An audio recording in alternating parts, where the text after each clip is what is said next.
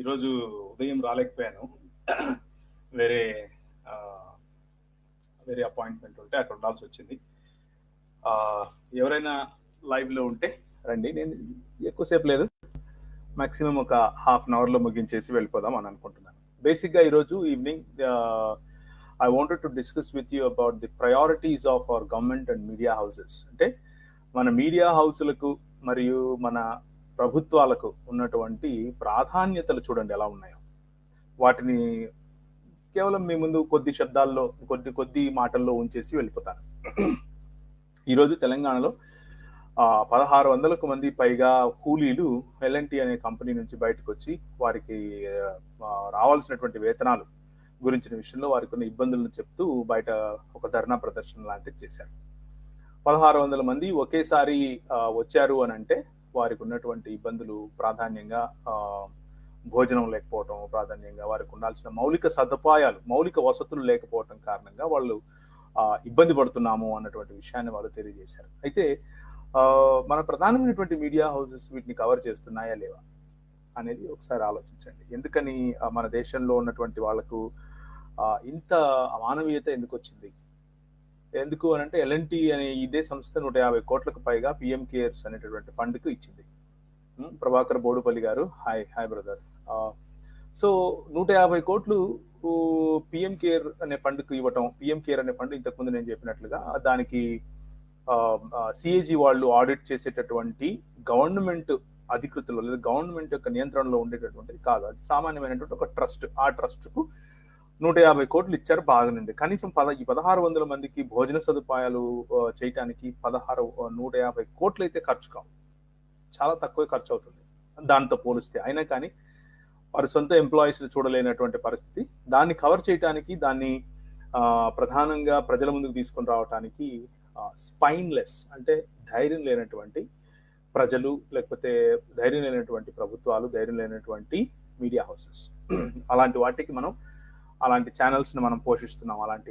అలాంటి వారిపైన చేయాల్సినటువంటి వీడియోస్ చెయ్యనటువంటి జర్నలిస్టులను మనం నేషనలిస్టులు అని పిలుస్తున్నాం. నిజానికి ఫ్రెండ్స్, వాళ్ళు నేషనలిస్టులు కాదు, వాళ్ళు నాశనం చేస్తున్నారు, నాశనం పట్టిస్తున్నారు దేశాన్ని. అలాంటి వాళ్ళని గుర్తుంచుకోండి. ఎందుకు నేను నాశనం పట్టిస్తున్నారు అని అంటున్నానంటే, వీళ్ళు చిమ్మే విషం, ఎంత విషం చిమ్ముతున్నారు అని అంటే, దేశంలో ఎంత భయంకరమైన విషం చిమ్ముతున్నారు. సిగ్గు లేకుండా మత ఘర్షణలు మరియు కుల గజ్జి పూసుకుని కులాల పట్ల ఘర్షణలు, ప్రాంతాల మధ్య ఘర్షణలు ఎంత రేపుతున్నారు అంటే దాని ఎఫెక్ట్ ఈరోజు గుజరాత్లో కనిపించింది. గుజరాత్లో ఒక అంబులెన్స్, అంటే మామూలుగా అంబులెన్స్కు ఎలాంటి లాక్డౌన్లో కూడా అంబులెన్స్కు ఎలాంటి అంటే అన్ని మినహాయింపులు ఉన్నాయి. వాళ్ళు ఎక్కడికైనా వెళ్ళొచ్చు, ముఖ్యంగా డాక్టర్స్ దగ్గరికి వెళ్ళొచ్చు. ఒక పెద్ద అంబులెన్స్లో ఒక ముస్లిములు నడిపేటటువంటి ఒక చారిటబుల్ ట్రస్ట్కి సంబంధించిన వాళ్ళు ఒక అంబులెన్స్లో ఒక చిన్న పిల్లవాడిని మరియు ఇంకొంతమంది రోగులను ఒక డాక్టర్ని కలవటానికి వెళ్తున్నారు. ఆ డాక్టర్ని కలవటానికి వెళ్తూ ఉంటే పోలీసు వాళ్ళు ఆపి, మీరు ముస్లిములు కాబట్టి మీరు ఇక్కడ మిమ్మల్ని మేము బుక్ చేస్తాము, మీరు కరోనాను ఈ ప్రాంతంలో స్ప్రెడ్ చేయడానికి వచ్చారా అంటూ వాళ్ళను ఆపటం జరిగింది. ఆపి ఒక జర్నలిస్ట్ వెళ్ళి వాళ్ళను ధైర్యం చేసి అక్కడ ఉన్నటువంటి వాళ్ళకు అడుగుతున్నాడు, ఏంటండి ఎందుకు ఇలా చేస్తున్నారు, ముస్లింల పైన ఎందుకు ఈ కసి అని అంటే కూడా అక్కడ ఉన్నటువంటి ఏమాత్రము కొంచెం కూడా మానవీయత లేకుండా ఆ జర్నలిస్ట్తో కూడా అసభ్యకరంగా మాట్లాడటం. ఇదంతా ఎందుకు అంటే ఈ మీడియా హౌసెస్ చిమ్ముతున్నటువంటి విషం, ముఖ్యంగా నేషనల్ మీడియా హౌసెస్ చిమ్ముతున్నటువంటి విషం, అమ్ముడుపోయినటువంటి ఈ మీడియా విషయస్ నాకే మీడియాల్లో వీళ్ళందరూ ఏం చేస్తున్నారంటే కలిసికట్టుగా ఉన్నటువంటి మనల్ని విడదీయటానికి చేసేటటువంటి కొంతమంది కామెంట్స్ పెట్టి నన్ను అడుగుతున్నారు, అన్న మరి మొన్నటిదాకా కొన్ని రోజుల క్రితం వరకు మీరు ముస్లింలు చేసినటువంటి వీడియోలకు సమాధానం చెప్పారు కదా, వాళ్ళను అంటే వాళ్ళ పుస్తకాల ప్రకారంగా వాళ్ళను ఫలానా అని చెప్పారు కదా, ఇప్పుడేంటి ఉల్టా మాట్లాడుతున్నారు అని అడిగారు. ఒకసారి జాగ్రత్తగా గమనించాలి. ఏంటి అని అంటే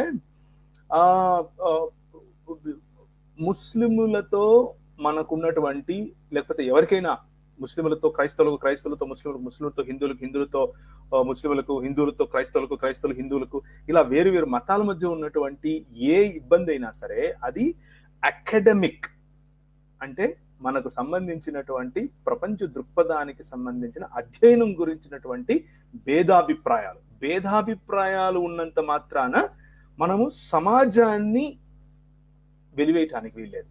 అది ఏ దృక్పథంలోనూ అది యాక్సెప్టబుల్ కాదు. కాబట్టి దయచేసి ఈ విషయాన్ని గుర్తుంచుకోవాలి. సో నేను ఎందుకు ఈ వీడియోస్ చేస్తున్నాను, పర్టికులర్ గా ముస్లిమ్స్ గురించి ఎందుకు చేస్తున్నాను, గుజరాత్ లో జరిగింది ఎందుకు చెప్తున్నాను అని అంటే, ప్రతి మనిషి హిందూ అయినా, ముస్లిం అయినా, క్రైస్తవుడైనా, సిక్ అయినా, ఎవరైనా సరే భారతీయుడు అని నమ్ముతున్నాను. భారతీయుడిని ప్రేమించలేని వాడు నేషనలిస్ట్ కాదు, వాడు భారతదేశాన్ని నాశనం చేసేటువంటి వాడు. అలాంటి వాడు జర్నలిస్ట్ అయినా సరే, వాడు పొలిటికల్ వాడైనా సరే, ఎవరైనా సరే అలాంటి వాడిని మనం ఉపేక్షించడానికి వీల్లేదు. ఇంకా వీళ్ళు చేస్తున్నటువంటి పని చూడండి. లక్నోలో ఒక వీధిలో ఒక ఎమ్మెల్యే ఉంటాడు. ఆ ఎమ్మెల్యే ఇంటి దగ్గరికి పళ్ళు మరియు వెజిటబుల్స్ అంటే కూరగాయలు అమ్ముకుంటూ ఒక అతను వస్తాడు. ఆ ఎమ్మెల్యే పేరు బ్రిజ్ భూషణ్ గారు, రైట్? బ్రిజ్ భూషణ్ రాజ్పుత్ అనే, రాజ్పుత్ అంటే బేసిక్ గా ఈ క్షత్రియుల దాంట్లోకి వస్తాడు. ఈ బ్రిజ్భూషణ్ రాజ్పుత్ అనే వాడికి ఎంత సిగ్గు లేదు అని అంటే, ఎంత దరిద్రమైనటువంటి ఆలోచనలో ఉన్నాడో వీరు ఒకసారి ఆలోచించారు. ఎమ్మెల్యే మన కర్మ, మన దేశానికి పట్టినటువంటి కర్మ, బీజేపీకి సంబంధించినటువంటి రాజ్పుత్ అనేటటువంటి ఎమ్మెల్యే ఏం చేస్తున్నాడు అని అంటే, ఒక ముస్లిం వచ్చి అక్కడ అమ్ముతున్నాడంటే నీ పేరేంటి అని అడిగాడు.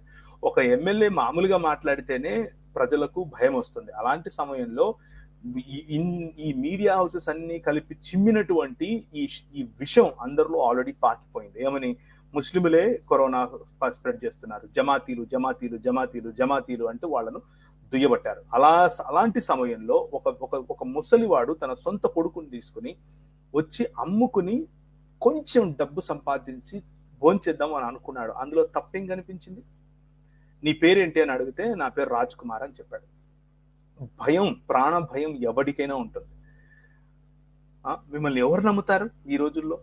బీజేపీ ఎమ్మెల్యేగా ఉన్నటువంటి ఇలాంటి వాళ్లను, మానవులను మతం పేరు మీద కుక్కలు చింపిన విస్తరణ చేస్తున్నారు భారతదేశాన్ని. అలాంటి వాళ్ళని ఎవడరా నమ్ముతాడు? పేరు అడిగితే రాజ్ కుమార్ అని చెప్పాడు. అబద్ధం చెప్పాడు. నిజమే. ఎందుకు అనంటే ప్రాణ భయం, కొట్టి చంపుతారు మీరు అన్నటువంటి భయం. ఎందుకు అనంటే ఈ దేశంలో మన భరత జాతిలో లించింగ్ జరుగుతోంది, కొట్టి చంపుతున్నారన్న భయంతో అలా చెప్పాడు. చెప్పిన దానికి అది ఆసరాగా తీసుకుని, నీ ఆధార్ కార్డు చూపించు, నువ్వు ముస్లిం అని నాకు తెలుసు, నువ్వు ఈ పక్కకు వస్తే నేను కొట్టి తరిమేస్తాను, నీ కథ చేత నీ అంతు చూస్తాను అని చెప్తే అక్కడి నుంచి ఆయన వెళ్ళిపోవటం జరిగింది. 1-2 మీడియా హౌసెస్ తప్ప మనకి ఎవడన్నా చెప్పాడా ఈ న్యూస్? ఒక బాధ్యత కలిగినటువంటి ఎమ్మెల్యే, లక్నో అంటే ఇదేంటి? ఉత్తరప్రదేశ్ రాజధానిలో ఉండేటటువంటి ఎమ్మెల్యేకు ఉండేటటువంటి ఆలోచన ఇది. ఎవరి పట్ల? ముస్లింల పట్ల. దీనికి మళ్ళా మనం రామరాజ్యం అని పేరు పెట్టాలనుకుంటున్నాం. ఇది రామరాజ్యం వీళ్ళు తీసుకొని రావాలనుకున్నటువంటిది. ఇలాంటి నేషనలిస్టుల కారణంగానే భారతదేశము ప్రపంచంలో చాలా చోట్ల ఇబ్బందులు పడతా ఉంది. నేను నిన్న పెట్టినటువంటి లైవ్ కనుక మీరు చూసినట్లయితే, యునైటెడ్ స్టేట్స్ వాళ్ళు తీసుకొచ్చినటువంటి ఒక ఇంటర్నేషనల్ ఫ్రీడమ్ ఆఫ్ రిలీజన్ అన్నటువంటి ఒక కమిటీ వాళ్ళు ఇచ్చిన నివేదికను నేను చెప్పాను. ఆ నివేదిక మన దేశాన్ని ఉత్తర కొరియా, చైనా లాంటి దేశాల సరసన చేర్చి మన దేశంలో అల్పసంఖ్యాకులకు ఉన్నటువంటి భయంకరమైనటువంటి పరిస్థితిని చెప్పింది. సో అది గుర్తుంచుకోవాలి. అది చాలదులే అనేసి సురేష్ తివారీ అనేటటువంటి దేవరా అనేటువంటి ఒక జిల్లాకు సంబంధించిన ఒక ఎమ్మెల్యే సురేష్ తివారీ, ఇది కూడా ఉత్తరప్రదేశ్లోనే, ఇది కూడా బీజేపీకి సంబంధించిన వాడే. వీళ్ళు ఏమంటారు అని అంటే, ఈ బీజేపీ ఎమ్మెల్యే ఏం చెప్తున్నాడు అని అంటే, రోడ్డు మీద నిలబడి, అది కెమెరాలో రికార్డ్ అయింది, ఏమని చెప్తున్నాడు అంటే, దేఖో భయ్యా ఈ జమాతీయోं से, లేకపోతే ఈ ముస్లింలు ఉన్నారు కదా, మియా లోగోं से, ఈ ముస్లింల దగ్గర నుంచి ఏ పళ్ళు, ఫలాలు, వెజిటబుల్స్ కొనకండి అని చెప్తున్నాడు. మామూలు చిరు వ్యాపారాల దగ్గర కూడా విభజన తీసుకొని రావాలి అని ఆలోచించే విభజన ఆలోచన ఉన్నటువంటి మీరు ఏ విధంగా నేషనలిస్ట్ అవుతారు? మీరు నాశనం చేస్తున్నారు దేవుణ్ణి, ఈ దేశాన్ని నాశనం చేస్తున్నారు. అలాంటి వాళ్ళ గురించినటువంటి సమాచారం మీడియా కూడా మనకు చెప్పట్లేదు. చాలా భయంకరమైనటువంటి పరిస్థితి. ఇంకొక చాలా దీని కారణంగానే అల్ జజీరా అన్నటువంటి ఒక న్యూస్ ఛానల్ మీకు తెలిసే ఉంటుంది. అల్ జజీరా అని అంటే ప్రపంచంలోనే ఉన్నటువంటి పెద్ద పెద్ద న్యూస్ ఏజెన్సీస్ లో అల్ జజీరా కూడా ఒకటి. ఈ అల్ జజీరా ఎలాంటి న్యూస్ ఏజెన్సీస్ కు సరసన నిలబడుతుంది అని అంటే సిఎన్ఎన్, తర్వాత బీబీసీ లాంటి, లేకపోతే ఫాక్స్ న్యూస్ లాంటి పెద్ద పెద్ద కంపెనీస్ తో పాటు ఇది కూడా వాటి సరసన నిలబడుతుంది. అలాంటి అల్ జజీరా అన్నటువంటి ఈ న్యూస్ ఏజెన్సీ ఏం చెప్తుంది అంటే, కంట్రీ ఆఫ్ పర్టికులర్ కన్సర్న్ ప్రిన్స్ ఇస్లాం ఆఫ్ ఇండియా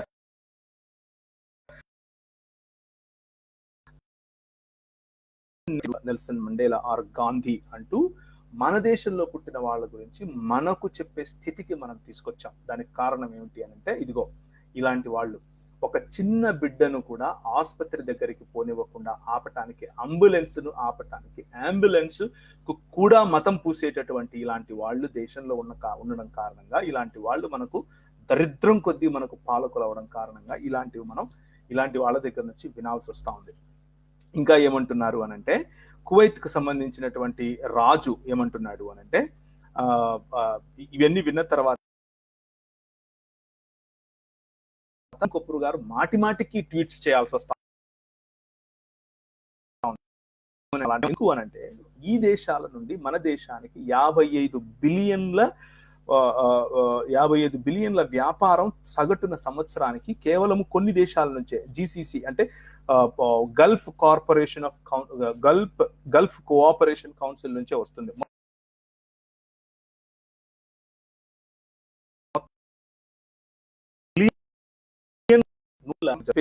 కువైత్ నుంచి ఇప్పుడు చాలా మంది ప్రజలను వెనక్కి పంపించమని అక్కడ ఉన్నటువంటి ఒక గవర్నమెంట్ అధికారి, లేకపోతే రాయల్ ఫ్యామిలీ నుంచి ఉన్నటువంటి ఒక వ్యక్తి ట్వీట్ చేశాడు. ఏమని ట్వీట్ చేశాడు అని అంటే, ఇప్పుడు ఎక్స్పాట్స్ అంటే అర్థం ఏంటంటే, వేరే దేశాల నుంచి వచ్చి పనిచేసే వాళ్ళను ఎక్స్పాట్స్ అంటారు. ఎక్స్పాట్స్ ను మన దేశంలో నుంచి పంపించేసేయండి, లోకల్ గా ఉన్నటువంటి మన వాళ్ళనే పనిలో పెట్టుకోండి, ముఖ్యంగా గవర్నమెంట్ కంపెనీస్ అన్నిట్లో కూడా ఎక్స్పాట్స్ ని పంపించేసేయండి అంటూ ఆయన ట్వీట్ చేస్తున్నాడు. ఈ విషయము ఈ అల్ అన్నటువంటి ఇంకొక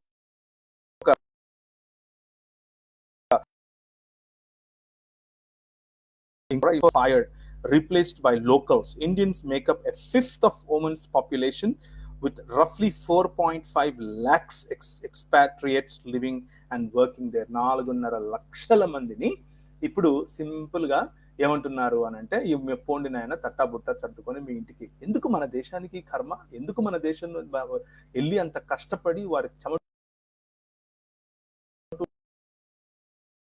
మనం ఎలాగూ ఇవ్వలేకపోతున్నాం, అక్కడ వాళ్ళు కష్టపడి పని చేసుకుంటున్నారు. మనం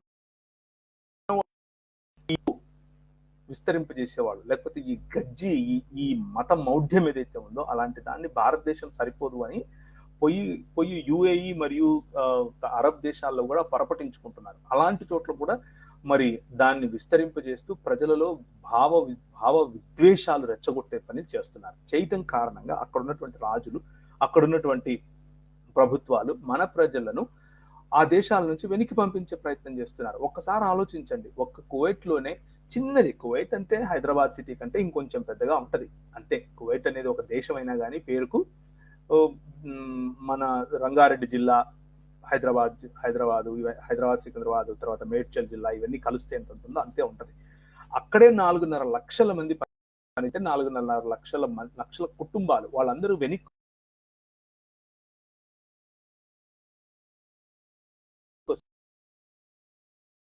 ముస్లిం దేశాల్లో ప్రజలు పనిచేస్తున్నారు అనే లెక్కలు ఉన్నాయి. ఈ 80 లక్షల మందిని వాళ్ళు మెల్లిమెల్లిగా అంటే మన ఈ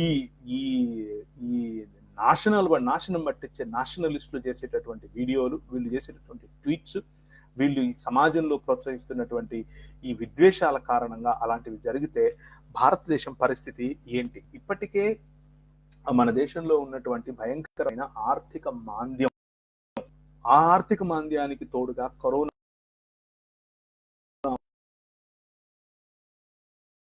నారాయణ గారు ఒక ట్వీట్ చేశారు ఈరోజు. ఆయన ఏమంటున్నారు అని అంటే, ఇప్పుడు మనము వారానికి కనీసం 60 గంటలు పనిచేయాల్సినటువంటి పని ఉంది అని అంటున్నారు. 60 గంటలు వారానికి పని చేసి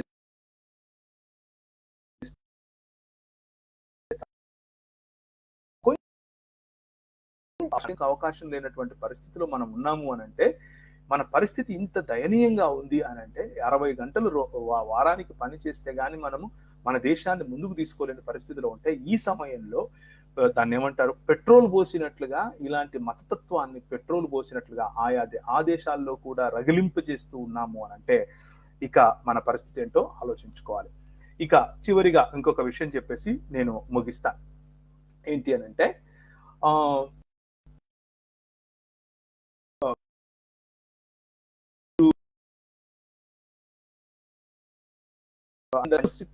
సిక్కులకు చెందినవాడుగా పగడి కట్టుకుంటాడు పోలీస్ ఆయన. ఈయన ఉగ్రవాదులతో కలిసి పనిచేస్తున్నాడు అన్నటువంటి అని మనకు వార్తలు వచ్చాయి.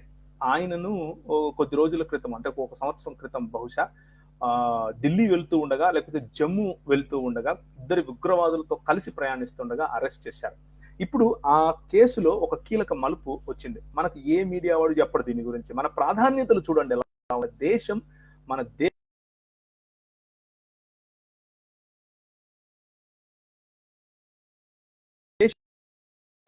అనేటటువంటి ఒక వ్యక్తి, తారీఖ్ అహ్మద్ మీర్ అనేటటువంటి ఒక వ్యక్తి, ఈయన భారతీయ జనతా పార్టీ యొక్క ప్రోత్సాహంతోనే సర్పంచ్ గా ఉన్నాడు కాశ్మీర్ లో ఉన్నటువంటి ఒక గ్రామానికి.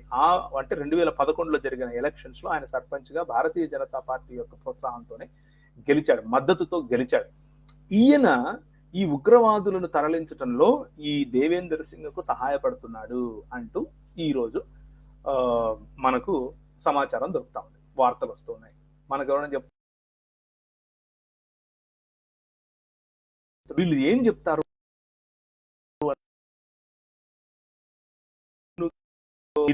టిఆర్పి వస్తుంది. ఏ మతానికి ఇంకొక మతానికి చిచ్చు పెడితే మనకు టిఆర్పి వస్తుంది. ఏ మతం వెనక ఇంకొక మతాన్ని మనం, ఏ కులం వెనక ఇంకొక కులాన్ని మనం తిడితే టిఆర్పి వస్తుంది. ఇవి మన మీడియా హౌసెస్ కు, మన ప్రభుత్వాలకు ఉన్న ప్రాధాన్యతలు. కానీ ఇది నిజం, ఇది జరుగుతూ ఉంది మన దేశంలో, ఇది జరుగుతూ ఉంది. కేవలం మన దేశంలో జరిగేది మనం అదేదో ఆస్ట్రిచ్ లాగా ఇసుకలో తలకాయ పెట్టేసుకొని మనల్ని మనం ఇంకెవరు నన్ను చూడట్లేదులే అనుకుంటే కుదరదు. ప్రపంచం అంతా చూస్తూ ఉంది. ఇలాంటి న్యూస్ బయటకు వస్తాయి. బయటకు వచ్చినప్పుడు ఒకవైపు యూరోప్ దేశాల్లో మనకు సిగ్గుచేటు, ఇంకొక వైపు అరబ్ దేశాల్లో మనకు సిగ్గుచేటు, ఇంకొక వైపు మన సొంత దేశంలో ఉన్నటువంటి శ్రీలంక, మన చుట్టుపక్కల ఉన్నటువంటి బంగ్లాదేశ్, మన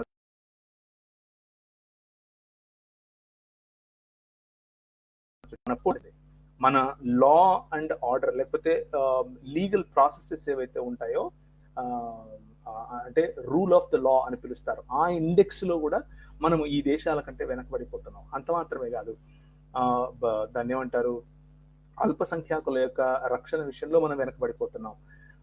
ఇంకా ఆర్థిక విషయంగా మనం నెగిటివ్ వెళ్ళిపోతాం. ఈ సంవత్సరం నెగిటివ్ వెళ్ళిపోతాం. అంటే జీడిపిలో ఎంత శాతం వృద్ధి రేటు కాదు, ఎంత శాతం తగ్గిపోతున్నాం అన్నది మనము చూస్తూ ఉంటాం. సో ఇలాంటి పరిస్థితులు మనకు ఉంటే మనందరగా కరోనా వైరస్ తొందరగా మనం పెంచుకోవాలి అన్నటువంటి ప్రాధాన్యతలు ఉండాలి. కానీ ఇప్పుడు మన మీడియా హౌసెస్ కు, ఇప్పుడు మనకున్న ప్రభుత్వంలో ఉన్నటువంటి ఎమ్మెల్యేలకు, ఎంపీలకు ఉన్న ప్రాధాన్యత ఏంటి అని అంటే, అరబ్బులు పిల్లల్ని ఎలాగంటున్నారు, అరబ్ దేశాల్లో ఉన్నటువంటి ప్రజలు ఎలాంటి, అంటే ముస్లింలు ఎలాంటి భయంకరమైన జీవితాలు జీవిస్తారు, ఇక్కడ ఏ విధంగా కరోనా ముస్లింలు స్ప్రెడ్ చేస్తున్నారు, ముస్లింలు అమ్మే కూరగాయలు కొనకండి, ముస్లింలనే అమ్మే పండ్లు తినకండి, ముస్లింల పిల్లలు ఆసుపత్రి